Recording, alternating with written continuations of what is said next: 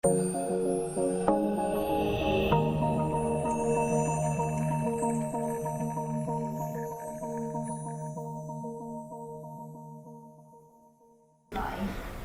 assalamualaikum warahmatullahi wabarakatuh.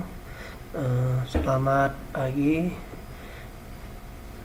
Kali ini kita akan mempelajari mengenai komputer dan masyarakat. Oke. Nah, perkuliahan kali ini itu menjelaskan bagaimana hubungan antara komputer dan masyarakat di dalam kehidupan kita sehari-hari. Oke.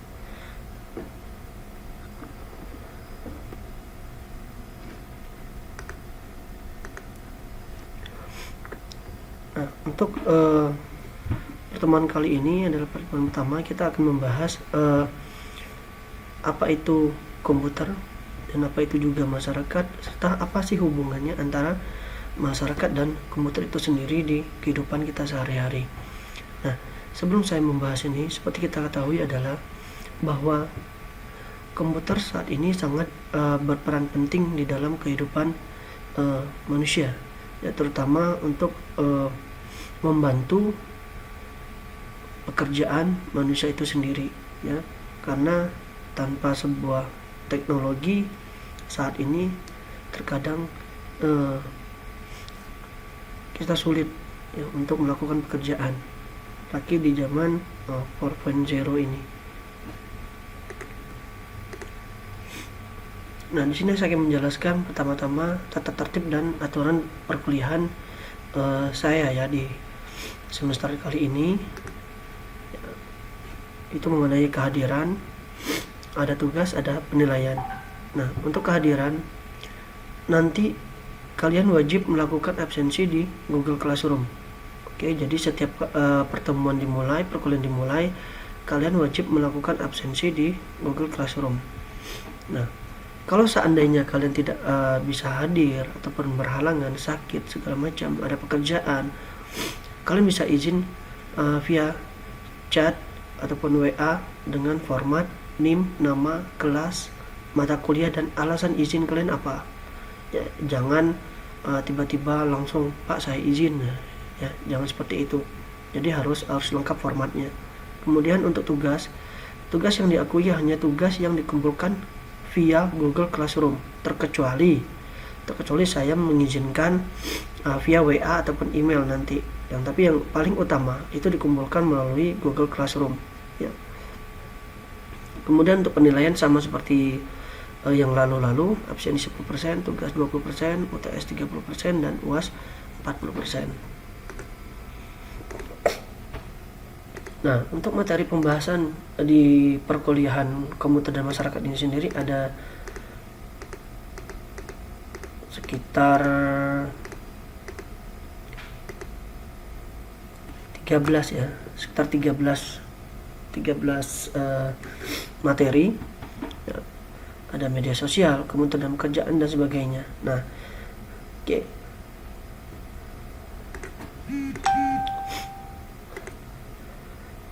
Sekarang kita bahas apa sih itu komputer, gitu loh. Komputer, kebanyakan orang hanya tahu komputer, hanya tahu pakai komputer, tapi tidak tahu apa itu komputer. Oke. Komputer itu adalah sebenarnya perangkat berupa hardware, ya, adapun hardware dan software gabungan yang digunakan untuk membantu pekerjaan manusia, ya, pekerjaan manusia baik dalam mengolah data, yang lainnya. Intinya itu menjadi sebuah informasi dan menyimpannya untuk ditampilkan di lain hari ataupun lain waktu.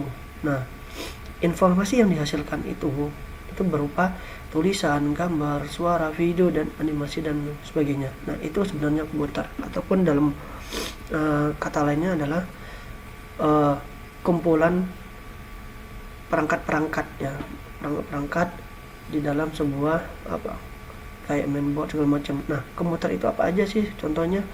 Nah, handphone itu sebenarnya termasuk komputer juga, ya, handphone, ya, televisi, apalagi radio, itu sebenarnya komputer juga, tetapi dalam bentuk yang lain, gitu loh.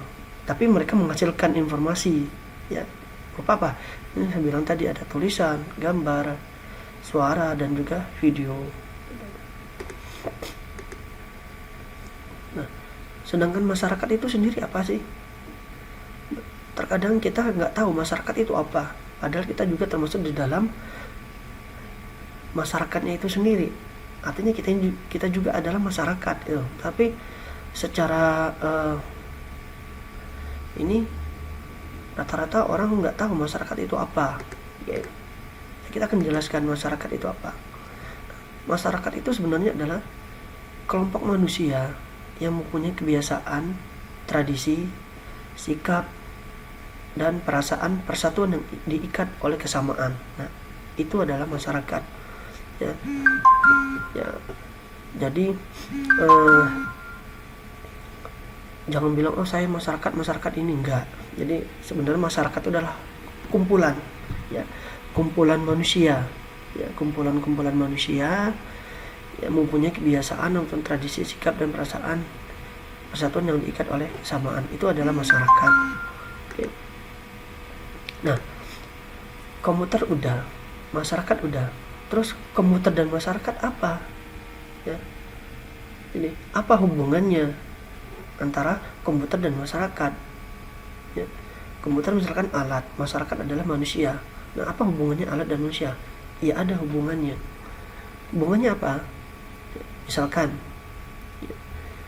kita sebagai masyarakat melakukan sesuatu tanpa dibantukan oleh sebuah alat ataupun sebuah teknologi, apa yang kita lakukan? Pasti terkadang kita bingung, terkadang kita tidak tahu kita mau ngapain. Oh, ini gimana sih cara ngerjainnya itu? Ini gimana sih cara ngatasinya? Tetapi dengan adanya komputer ataupun dengan adanya alat teknologi, nah, kita terbantukan. Oke. Yang dulu masyarakat ataupun orang yang tidak bisa mengerjakannya sekarang bisa dikerjakan, ya, tanpa bantuan manusia. Maksudnya apa? Tanpa yang manusia yang mengerjakan. Tetapi siapa? Teknologi. Nah, teknologi itulah fungsinya ataupun ada hubungannya dengan masyarakat. Jadi kalau dibilang tanpa teknologi saya bisa, tetapi tidak akan maksimal. Jika kita tidak menggunakan teknologi di dalam pekerjaan kita, mungkin kita akan tertinggal oleh orang. Ya, karena sekarang zamannya zaman teknologi, ya. Anak kecil aja udah menggunakan teknologi. Jadi sebenarnya teknologi ataupun komputer ini sendiri sebenarnya tidak ada batasan umur sekarang. Ya. Yang ada batasan umur adalah fitur-fitur ataupun fasilitas-fasilitas yang ada di dalam teknologi itu sendiri. Jadi untuk teknologinya bebas. Anak kecil, ya, yang TK, SD itu juga udah menggunakan yang namanya teknologi. Contohnya handphone. Oke. Nah, anak kecil udah menggunakan handphone untuk apa? Untuk main game, untuk belajar. Apalagi di zaman krisis sekarang. Krisis dalam arti ya pandemi ini, ya, pandemi COVID-19 ini, di mana seluruh pendidikan itu dialihkan ke online. Nah, tanpa teknologi, apakah bisa kita menggunakan online? Tidak bisa, kan? Makanya peran teknologi itu sangat penting di dalam kehidupan masyarakat, apalagi di pandemi saat ini. Jadi, kalau ditanya apa sih hubungan komputer dan masyarakat? Banyak. Yang jelas, komputer itu mempermudah pekerjaan masyarakat itu sendiri ataupun manusia itu sendiri. Ya. Kalau Anda mau ngetik, dulunya kita pakai tulisan tangan, ya, harus pakai kertas, tulisan tangan. Sekarang cukup ada laptop ataupun ada handphone, ada aplikasi yang membantu, software pembantunya seperti Word, PowerPoint, Excel, dan sebagainya. Itu akan mempermudah kita. Dan dalam proses penyimpanan juga dipermudah. Nah, kalau kita nulis tangan di kertas, tiba-tiba hujan, ya, tersobek, hilang kan datanya. Tetapi dengan adanya teknologi, software kayak Word, kita bisa menyimpannya. Suatu saat kita mau buka lagi, barangnya ada. Nah, hubungan masyarakat dan komputer itu kalau kita lihat di berbagai bidang itu banyak, ya. ada bidang komunikasi, oke. Kemudian ada bidang hiburan, kemudian ada bidang pendidikan, kemudian ada bidang bisnis, oke. Masih banyak lainnya. Nah, di pertemuan pertama ini saya ingin mengasah kemampuan Anda. Ya, saya ingin mengasah kemampuan Anda mengenai pentingnya komputer terhadap masyarakat, ya, di berbagai bidang, oke. Nah, di sini saya sengaja tidak menjelaskan secara detail setiap bidang karena di pertemuan kali ini saya sengaja ingin memanaskan Anda, bukan memanas ini ya, tetapi memacu Anda agar Anda lebih aktif, ya, menggunakan teknologi, searching, browsing segala macamnya. Jadi di sini, oke, di pertemuan kali ini saya ingin sedikit memberi kesempatan untuk Anda untuk mencari, ya, informasi ataupun hubungan antara masyarakat dan komputer di berbagai bidang. Ya, nanti Anda bisa lihat slide ini, ya, bidang apa aja yang harus Anda cari, oke.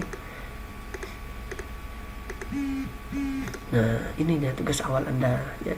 Tugasnya coba Anda jelaskan hubungan komputer dan masyarakat di setiap bidang, ya, di setiap bidang yang telah disebutkan di slide sebelumnya.